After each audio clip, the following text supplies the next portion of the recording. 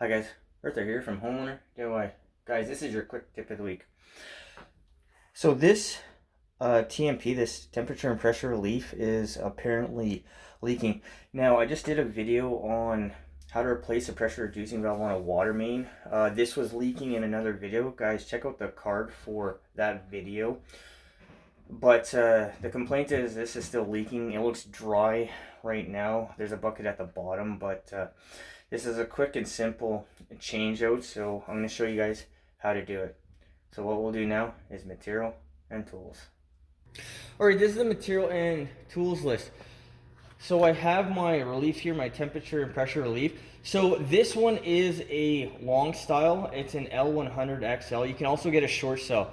Guys, at the very top of the cap here, you can get the model number for it, so make sure that you get the right one, because I did make this exact mistake on this job as well. I have pipe compound slash dope, if you want to call it that, white Teflon tape. For tools, a bucket, a washer hose, channel locks, pipe wrench, and then a flathead screwdriver. This is what I believe I need for material and tools on this job, so let's change out this relief. Alright, so the first thing that needs to be done is the water heater here needs to be shut off. So we have our ball valve in the back. The tank is now shut off. So there's a wing at the top here. I'm going to open it, and that's going to start draining the system down from here. So I have my bucket here at the bottom.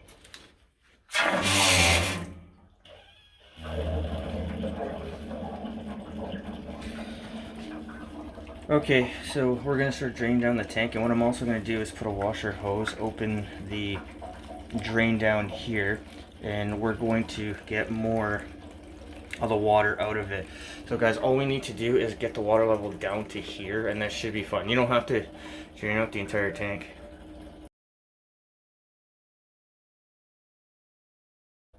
Okay, so I connected the washer hose, and I'm going to open the drain.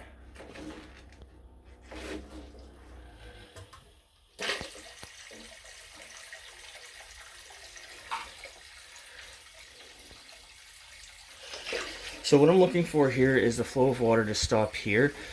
Once the flow of water stops here, I'm going to drain this down a little bit more to make sure that the water level is below the TMP. Now my bucket's about to fill up, so I need to go and dump it out.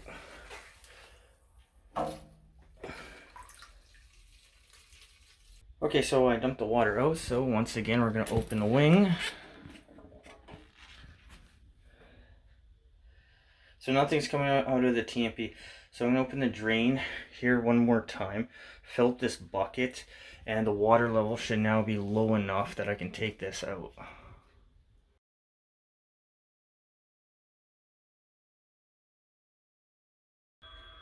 Okay, so that's probably enough. So we'll close the drain.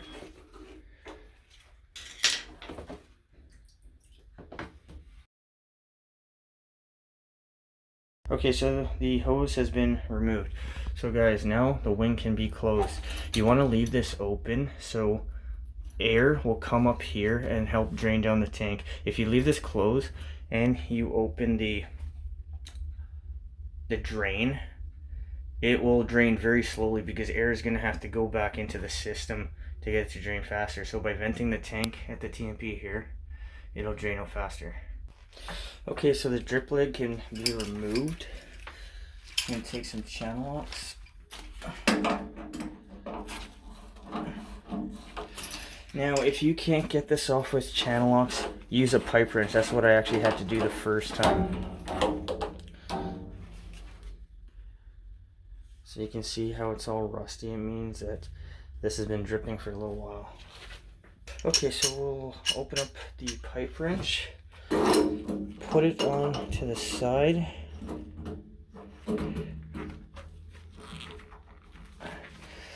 and now just unscrew it.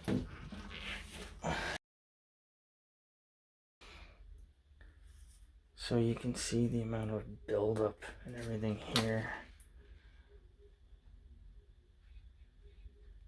I think this thing has seen better days. Anyway, so this is our old one. Now we will grab our new one. Okay, so this is the old and the new. Make sure that you compare the two. Make sure the information at the top matches as well.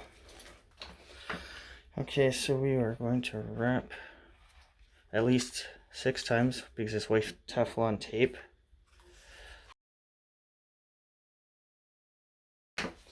Now we'll grab our pipe compound.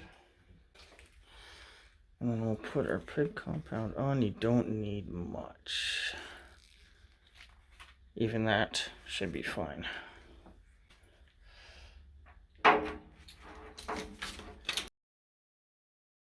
Okay, so with the pipe wrench, we'll put this back on.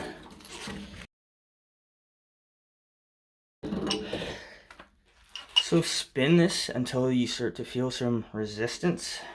Grab our drip leg.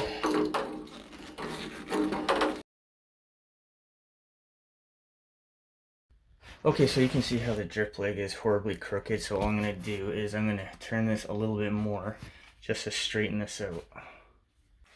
Alright, so put this back on.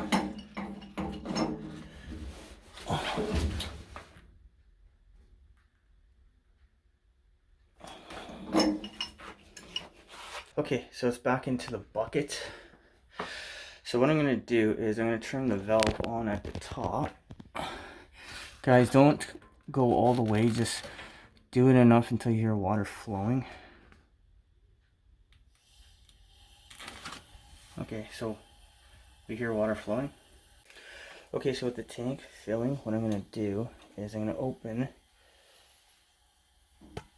the TMP, and what I'm waiting for is water to start dripping into the bucket.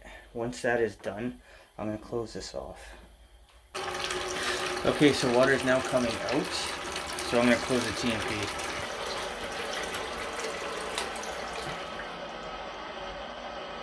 Okay, so the TMP is closed. What I'm going to wait is for the tank to become silent, and then I'm going to open the ball valve the rest of the way. Okay, so the tank is now nice and silent, so we can open it the rest of the way. Okay, so our new TMP is in. Make sure that you don't see water dripping down from here.